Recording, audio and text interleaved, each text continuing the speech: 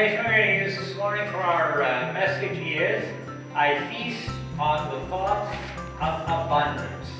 I invite you to write down the affirmation and also this question that we're going to place this morning and talk just briefly about. And then reflect upon this, both affirmation and question, in your own life and in your own self-examination, if you will. The question this morning is, let's say it together. What do I need to surrender and receive abundantly? This is the month of November. It's also the first Sunday of Advent, and so it's kind of an intersection of two great principles of New Thought, because New Thought, of course, is built upon a number of things, but it is built upon abundant thinking, the power of the mind, and the power of the mind aligned with divine mind was our affirmation. A feast on thought of abundance. What are the three things we say we are? We're happy, healthy, and prosperous people. We're happy, healthy, and prosperous people because Jesus Christ talked about having life and having it abundantly. And an abundant life is a life that is filled with happiness, health, and prosperity. But today's affirmation says, I feast on the thoughts of abundance. What do you think about in your life? What do you think about in your life? Do you know you think all the time? You're thinking something all the time. Now, what you're thinking is your own business. But whatever you're thinking, you need to understand and realize that you build your life upon thought. In Genesis, God called creation out of thought. It came out of the mind of God. And so thought is creative power, and is creative power and divine power, because it has the ability to create whatever it is that you mold in thought. Because thoughts in mind create after their kind. Jesus knew it. And Jesus knew it because when people talked to him, how did he respond? He probably would say nothing, because it meant nothing.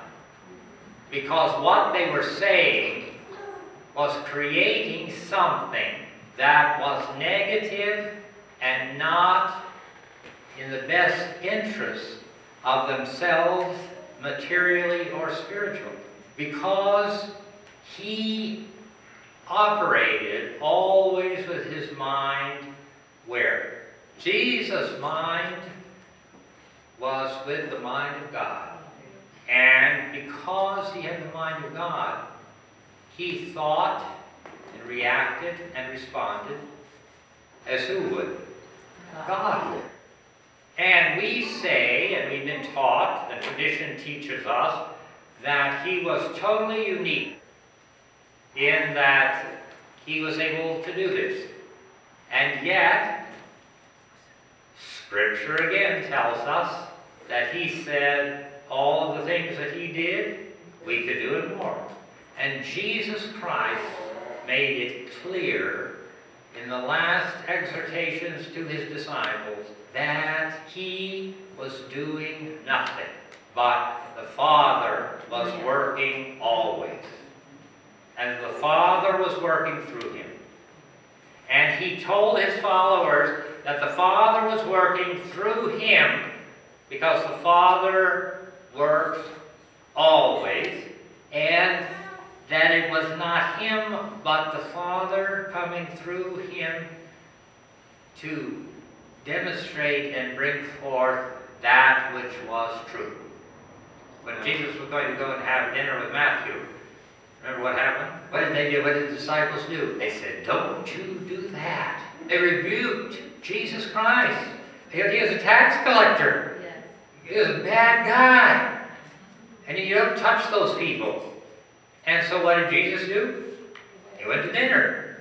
And what did the disciples do? They followed along behind and said, I can't believe he's going to do this. He's not going to do this. No, he's not going to do this. And he did it. And he walked right in. And you know what he did? The scripture tells us he had a wonderful time with Matthew. And not only he had a wonderful time with Matthew, but he and Matthew became hard and fast friends. And Matthew never converted. Matthew was a tax collector to the end of his days. Because the thought that Jesus had was the thought of who? The Father. What's our affirmation? I feast on the thoughts of abundance. If we feast on the thoughts of abundance, I'm not talking about financial abundance. You can talk about financial abundance if you like.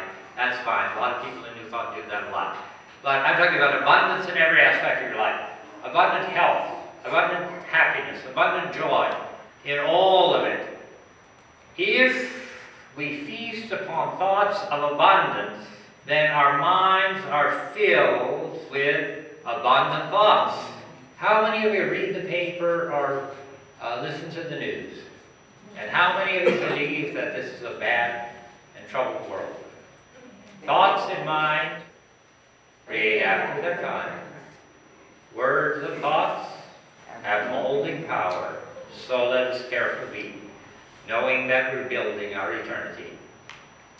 What would happen if everyone on planet Earth would pick up the newspaper and turn on the news, and despite what was being said, or despite what was being written, would say, God is so good, the world is so beautiful, and I am so blessed. Because at this moment it does not appear to be so. But what are we called to do as true students? Not to see by appearance. What did Jesus say? Don't walk by sight, walk by faith. And faith goes beyond what you see and hear with your eyes and your ears. This is not a bad world.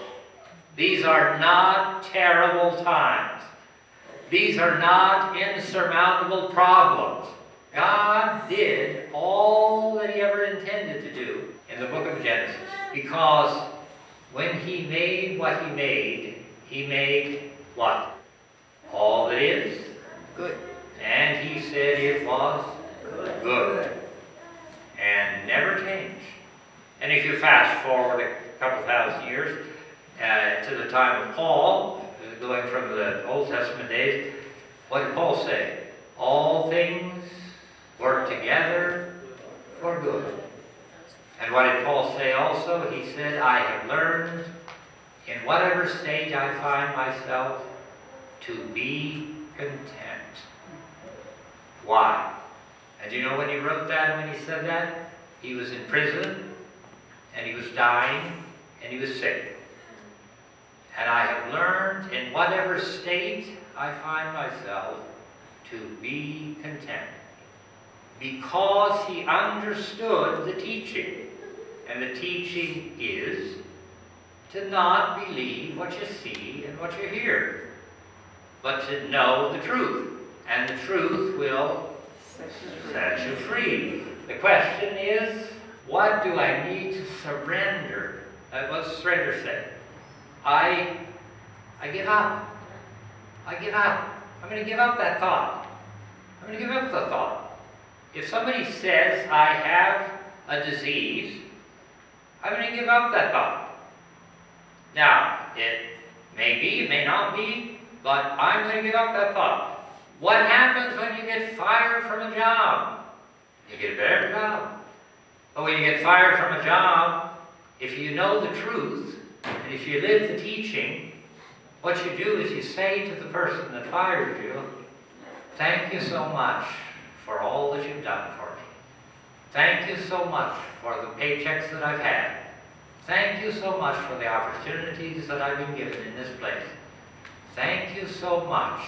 And you walk out the door, with your heart filled with thanks for what you have given and received in that place, because you know that you will go to another place that will be even better.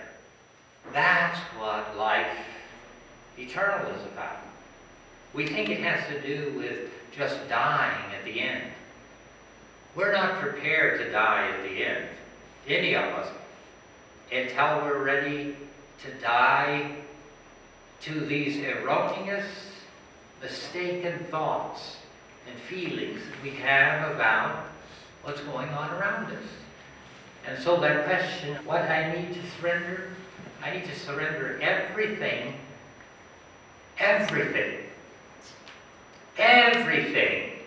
including my personality, my ego, my identity, my person. I need to surrender all of that and be like Jesus Christ and know that the mind of God that was one with the mind of Christ is the same infinite and divine intelligence that is one with me and with you right now. The good news is that no matter what you say, or what anyone tells you, or anyone tries to convince you, this is a magnificent world with limitless possibilities for everyone. That your life, no matter how despondent, no matter how sick or defeated or beaten down you are, you can rise like the phoenix if you allow your mind to be one with the mind of the one who created you. Who is the source of my supply? God is the source of my supply.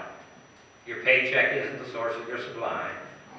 The doctor isn't the source of your health. Your relationship isn't the source of your happiness. You are happy for no reason. You are healthy for no reason. You are prosperous for no reason other than that is your natural state. And that's the way it's supposed to be. So this week, ask yourself, what do you need to surrender to receive abundantly? And what you need to surrender is all of those things that you're believing that are not true. Because you're believing a lot of lies that are robbing you of life and taking away from the value and the grace and the greatness that you can have anytime you want. So, this week, go out and live life and live it abundantly and rise above circumstance and situation.